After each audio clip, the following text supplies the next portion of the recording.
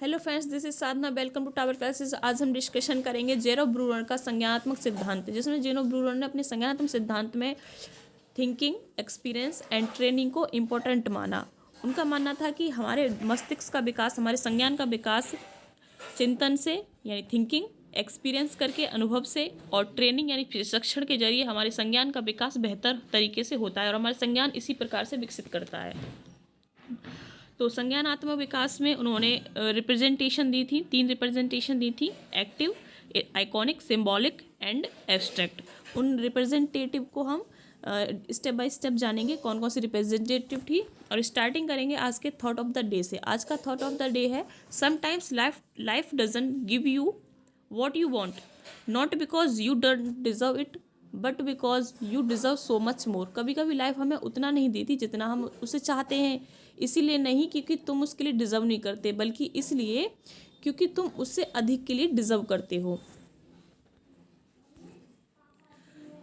Cognitive development. तो जेरो Brunner का मानना था कि कॉग्निटिव जो हमारा डेवलपमेंट है वो थिंकिंग से, एक्सपीरियंस से एंड ट्रेनिंग से हमारा कॉग्निशन का डेवलपमेंट होता है। कि हम जो सोचते हैं, जो हम अनुभव करते हैं डे टू डे लाइफ में, और हम जो प्रशिक्षण लेते हैं, ट्रेनिंग लेते हैं, उनसे हमारे कॉग्निशन का डेवलपमेंट होता है। कॉग्निटिव डेवलपमेंट में उन्होंने 3 रिप्रेजेंटेटिव दिए थे, जिसमें पहला रिप्रेजेंटेशन था एक्टिव, जो जन्म से 3 वर्ष होता है, एंड सेकंड था आइकॉनिक रिप्रेजेंटेशन, 3 से 8 वर्ष तक की अवस्था का बच्चे का रहता है, एंड सिंबॉलिक या जैसे अदर नेम में कहते हैं अब्स्ट्रैक्ट रिप्रेजेंटेशन, 8 साल से ऊपर का बच्चा। तो ये कॉग्निटिव डेवलपमेंट के रिप्रेजेंटेशन दिए थे: एक्टिव, आइकॉनिक एंड सिंबॉलिक। तो इन्हें हम स्टेप बाय स्टेप जानेंगे। फर्स्ट है एक्टिव, जिसका अदर नेम है इनएक्टिव, क्रियात्मक रिप्रेजेंटेशन। क्रियात्मक जो प्रस्तुतिकरण होता है वो जन्म से 3 वर्ष तक का होता है। तो इसमें से जो क्वेश्चन पूछता है, सीटेट में भी पूछा जाए, लेकिन यूपीटेट और अदर जो एग्जाम्स होते हैं स्टेट के और सेंट्रल टीचिंग एग्जाम्स होते हैं, उनमें क्वेश्चन स्टेज इससे रिप्रेजेंटेटिव से ही पूछता है। जो रिप्रेजेंटेशन उसने दिए थे active, iconic and symbolic, in 3 representation से ही वो क्वेश्चन पूछ लेता है। तो फर्स्ट थी एक्टिव, इनएक्टिव भी वो इसका दूसरा नाम है क्रियात्मक रिप्रेजेंटेशन, प्रस्तुतिकरण। तो जन्म से 3 वर्ष तक माना था। इसमें क्या है कि बच्चा एक्टिविटी करके सीखता है, यानी कि जब बच्चा छोटा होता है तो हम उससे कोई चीज़ देते हैं, खिलौना देते हैं, तो बच्चा उसे तोड़ के, जोड़ के और लर्निंग सीख करता है, वो करके, लर्निंग बाय डूइंग, यानी बच्चा खुद करके सीखता है। तो स्टार्टिंग की जो लर्निंग होती है बच्चे की, जो 3 वर्ष तक की होती है, वो उसकी एक्टिविटी करके ही होती है, यानी बच्चा कर रहा है और खुद से एक्टिविटी करके वो सीख रहा है, चाहे अपने खिलौनों से कर रहा है, बाकी चीज़ों से कर रहा है, तो उनमें एक्टिविटी करके ही वो सीखता है। एंड नेक्स्ट जो रिप्रेजेंटेशन दिया था वो आइकॉनिक रिप्रेजेंटेशन था, जिसमें बच्चा लर्निंग बाय इमेजेस। आइकॉनिक जैसा कि आपको वर्ड से ही क्लियर हो रहा हो, आइकॉनिक यानी कि जो चित्र होते हैं उनसे बच्चा देखकर ही सीखता है। और ये जो स्टेज होती है वो 3 से 8 वर्ष है। और जो देखा होगा छोटी क्लास के बच्चों की जो बुक्स होती हैं वो आइकॉनिक होती हैं, उनमें चित्र बने होते हैं और चित्रों के माध्यम से पूरी स्टोरी समझाई जाती है। और जैसे कि ए फॉर एप्पल, एप्पल का चित्र बना होगा, ए के साथ जुड़ा होता है एप्पल। तो इस तरह से आइकॉनिक रिप्रेजेंटेशन में लर्निंग कराई जाती है इमेजेस के थ्रू, चित्र देखकर बच्चा सीखेगा। एंड थर्ड है सिंबॉलिक या एब्स्ट्रैक्ट रिप्रेजेंटेशन, जिसमें बच्चा 8 साल से ऊपर का आता है। अमूर्त चीज़ों को भी बच्चा समझ पाएगा, यानी कि अमूर्त यानी कि जो चीज़ें उसके सामने नहीं हैं उन चीज़ों से वो समझ सकता है। जैसे लैंग्वेज, हम बच्चे को शब्दों के माध्यम से सिखा सकते हैं, बच्चा शब्दों को ही समझ लेगा। या मैथमेटिक्स जो होता है कि अब्स्ट्रैक्ट होता है मैथमेटिक्स, यानी थिंकिंग जो उसकी होती है वो अब्स्ट्रैक्टली सीख जाता है। और ये स्पायरल कैरिकुलम है जो कि जेरो ब्रूनर की थ्योरी से ही जुड़ा था। जेरो ब्रूनर का मानना था कि हमारा जो कैरिकुलम जो होना चाहिए स्कूल में वो स्पायरल होना चाहिए। स्पायरल मतलब वर्तुलाकार होना चाहिए। वर्तुलाकार मतलब जब बच्चा एक्टिव स्टेज में है यानी इनएक्टिव फेज में है, वो सेल्फ या मार्केट में वो कुछ चीज़ें देखता है, एक्टिविटी करता है, वो सीखता है। और फिर वो आता है आइकॉनिक में, जिसमें बच्चा आइकॉनिक चित्रों के माध्यम से सीखता है। एंड सिंबॉलिक में आता है बच्चा खुद से सर्च करता है, यानी कि अब्स्ट्रैक्ट चीज़ों को भी सीख लेता है। तो जो कैरिकुलम होना चाहिए वो तीनों स्टेजेस को जोड़ते हुए होना चाहिए। यानी कि अगर बच्चा 3rd क्लास का है तो उसका जो 4th क्लास का 5th क्लास का जो सिलेबस होना चाहिए, जो कैरिकुलम फ्रेम करना चाहिए, वो पहले वाली क्लास को, यानी जिस क्लास में बच्चा पढ़ के आया उससे रिलेट करते हुए बनाना चाहिए। यानी कि जो कैरिकुलम होना चाहिए वो स्पायरली होना चाहिए। स्पायरली मतलब एक दूसरे से जुड़ा हुआ, जैसे कि स्प्रिंग रोल दिख रही है, एक दूसरे से कनेक्टेड है। तो इस तरह से हमारा जो कैरिकुलम होता है, जो स्कूलों में कैरिकुलम फ्रेम किया जाना चाहिए, वो बच्चे का एक टॉपिक से दूसरा टॉपिक और एक क्लास से दूसरी क्लास कनेक्टेड होनी चाहिए। ना पीछे की जो लर्निंग है आगे आने वाली लर्निंग से जुड़ी हुई हो और लेवल बच्चे का बढ़ता हुआ हो। जैसे फिफ्थ क्लास का 6th में हो, 6th का 7th में हो, जुड़ा हुआ भी हो और बढ़ता हुआ भी हो। ये नहीं है कि 5th क्लास के बच्चे का अगर वो 6th में आया है तो एकदम से जंप कर दिया सिलेबस, बच्चे को पता ही नहीं चला, समझ ही नहीं आया, कनेक्टेड ही नहीं है, स्पायरल ही नहीं है। स्पायरली कैरिकुलम वर्तुलाकार पाठ्यचर्या जो होती है, एक टॉपिक दूसरे टॉपिक से जुड़ा हुआ हो और डिफ़िकल्टी लेवल बढ़ता हुआ हो, यानी लेवल अप कर दिया जाए। तो ये था जीरो ब्रूनर का, जिन्होंने बताया था कि सिलेबस जो फ्रेम किया जाए वो स्पायरली होना चाहिए। लर्निंग के कुछ मोड्स दिए थे जो कि जेरम ब्रूनर ने अपनी थ्योरी में दिए थे, कॉग्निटिव डेवलपमेंट थ्योरी में।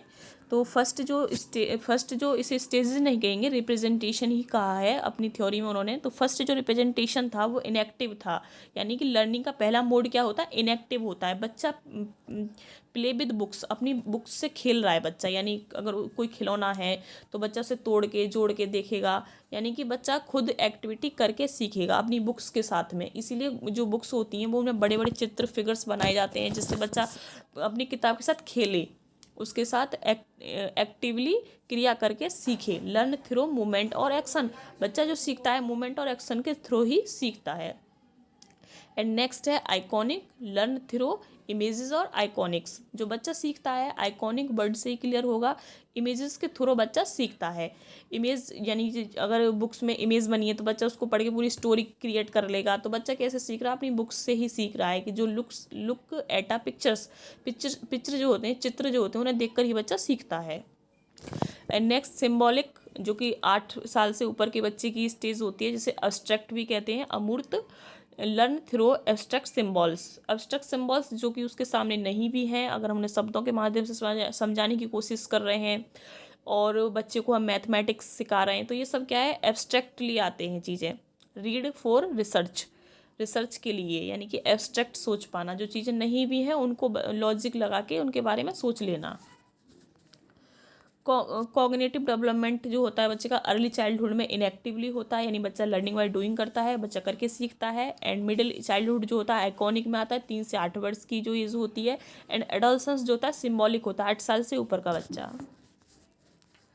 ब्रूनर ने 3 मोड्स ऑफ रिप्रेजेंटेशन दिए थे, inactive representation and information is the represented through action, यानी एक्शंस के थ्रू ही बच्चा चीज़ों को इन्फॉर्म कर पाएगा, सीख पाएगा अपनी सेंसेस के थ्रू। जो बच्चे के 5 सेंसेस होते हैं उनके थ्रू ही बच्चा दुनिया की समझ बनाता है और एक्टिविटी करके ही बच्चा सीखता है।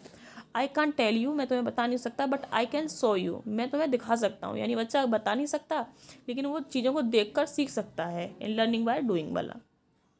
एंड नेक्स्ट आइकॉनिक रिप्रेजेंटेशन, अगर एक्टिवली रिप्रेजेंटेशन स्टेज में बच्चे को जैसे कोई चीज़ सिखा रहे हैं तो हम उसको उंगली पे फिगर्स पे काउंटिंग करके सिखाएंगे, यानी सिम्बॉलिक मतलब बच्चा एक्टिविटी खुद से करके सीखता है। Iconic representation information is a represented through the emotions and perceptions, यानी कि जो बच्चे को इन्फॉर्मेशन दी जाती है वो इन्फॉर्मेशन किसके जरिए रिप्रेजेंट की जाती है, सिम्बॉल के जरिए, इमेजेस के जरिए। जो इमेज होते हैं, चित्र होते हैं, उनके जरिए, जैसे कि मैप, फ्लो चार्ट, डायग्राम्स वगैरह बना के, चित्र बना के, इनके थ्रू बच्चे को हम सिखाते हैं। 3 से 8 वर्ष तक का बच्चा आइकॉनिक में आता है। सिम्बॉलिक रिप्रेजेंटेशन जिसमें बच्चा सिम्बल्स के जरिए, वो एब्स्ट्रैक्ट रिप्रेजेंटेशन स्टेज भी कहा गया है इसमें।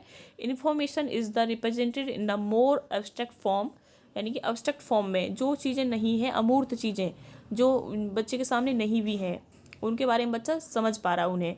जैसे लैंग्वेज, अगर हम बच्चे को भाषा के माध्यम से कोई चीज़ें सिखाएं तो बच्चा डायरेक्टली शब्दों के माध्यम से समझ पा रहा है, एब्स्ट्रैक्ट उसका काम कर रहा है, यानी सिम्बॉलिक रिप्रेजेंटेशन है। मैथमेटिक्स जो गणित होता है तो वो भी क्या है, एक एब्स्ट्रैक्ट फॉर्म ही है रिप्रेजेंटेशन का।